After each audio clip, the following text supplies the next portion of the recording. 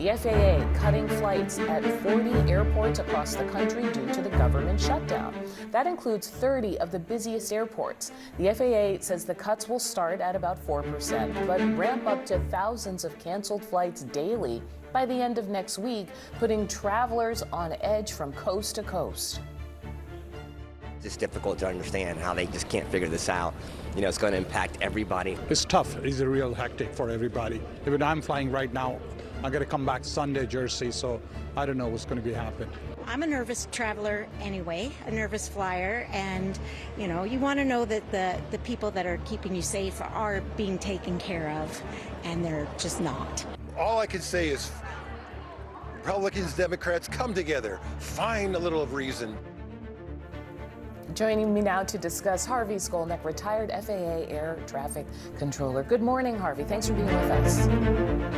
Good morning, Adi. Good to be here.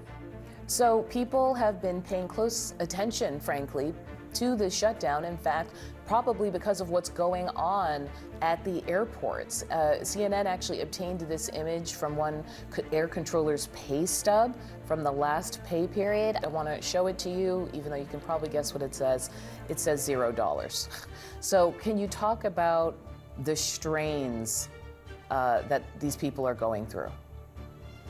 You know, I received a couple of those paychecks in my time, and certainly I could understand it. So, you know, there's nothing different that's happening in the towers and TRACONs and centers today that wasn't happening before the shutdown or a year ago or 2 years ago.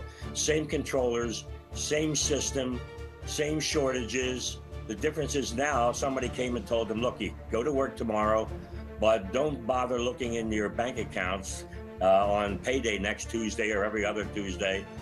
Because the money's not going to be in there. And by the way, these 535 people over here who are responsible for keeping the government open, they're going to continue to get paid.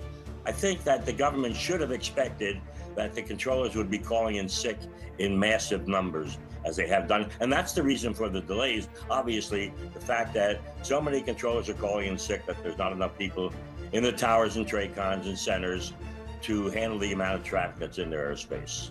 I want to play for you something that kind of goes to what you're saying, a retired air traffic controller who's describing the situation for them this way. Controllers are just being used as a pawn in this whole game of the shutdown. Reducing it by 10% it's a joke. Like I said, it's just something that's being used by the administration to make the flying public feel the pain. Can you talk about that theory? I agree with him 100%. I think that the controllers have been used as a pawn. You know, this has happened before. Controllers have actually gone to work, haven't used sick leave the way they are they are today. This is a different federal workforce even though they're dedicated employees. There's something different about being a federal employee today. I agree with that with him when he said it won't make a dent. I don't think it will make a dent. And it won't make a difference because the controllers, no matter how many airplanes enter their airspace, they're always going to meter it to the degree that they're able to handle it. It's Harvey Skolnick keeping an eye on this for us. Thank you so much. Americans are bracing for chaos at the nation's airports, with more flights getting cut in the hours ahead because of the government shutdown. Airlines have canceled more than 800 flights so far today. That is 4 times the number of cancellations seen yesterday. That's according to FlightAware. The Trump administration is asking airlines to reduce the number of their flights by 4%. It will impact 40 of the busiest airports in the U.S. You can see them all right here, highlighted on a map. Now, those flight cuts are expected to go up to 10% by next Friday if the government is not reopened. As we come into Thanksgiving, if we're still in the shutdown posture, it's going to be rough out there, really rough. And we'll mitigate the safety side, but will you fly on time? Will your flight actually go? That is yet to be seen. And just ahead of the holidays, travelers are raising concerns about the federal employees who have to keep those flights running while not getting paid. I feel really bad for the TSA agents and everybody else, air traffic controllers that are being impacted. So in a way, I think we saw it coming. And all I can do myself as a traveler is when I get in the plane and when I get to the airport, I thank everybody and say, hey, thank you, because I know it's rough. I have like mixed emotions, but I think my main focus is they need to get back to work. They need to get this fixed. They're going to hurt a lot of innocent people.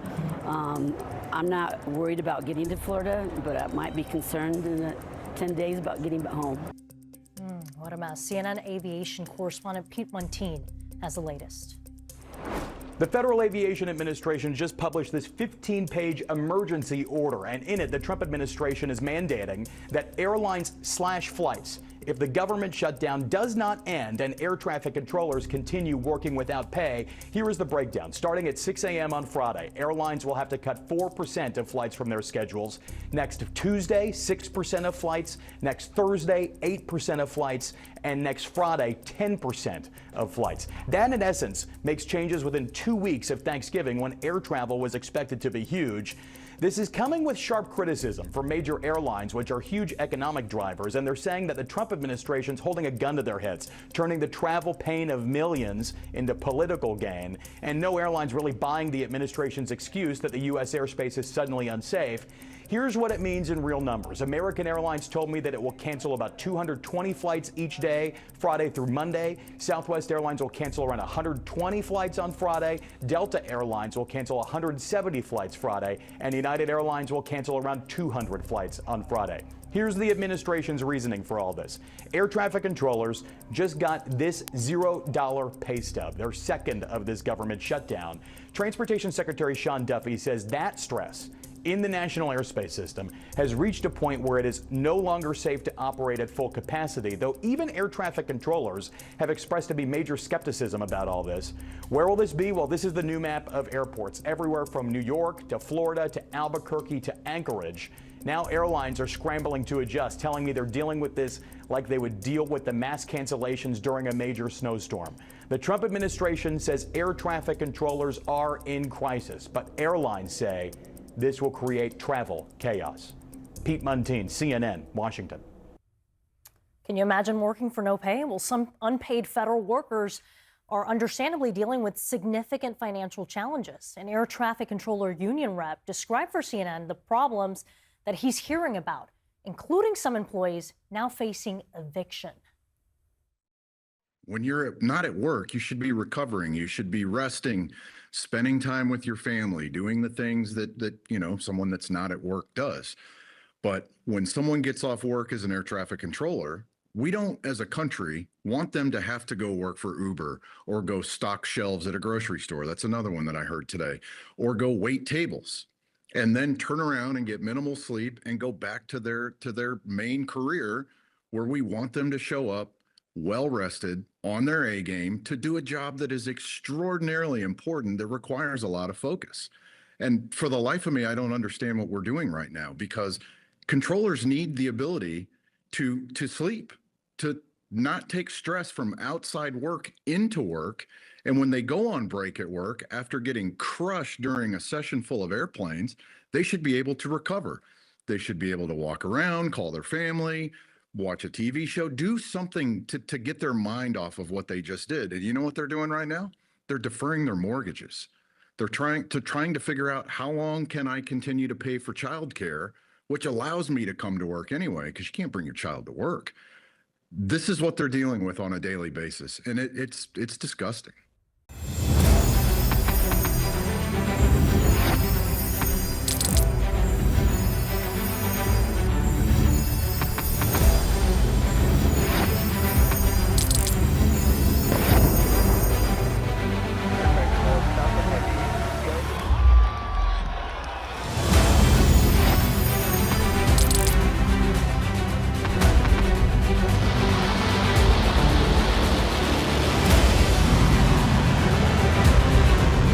Fighting so long and so hard that they don't know what the they're doing.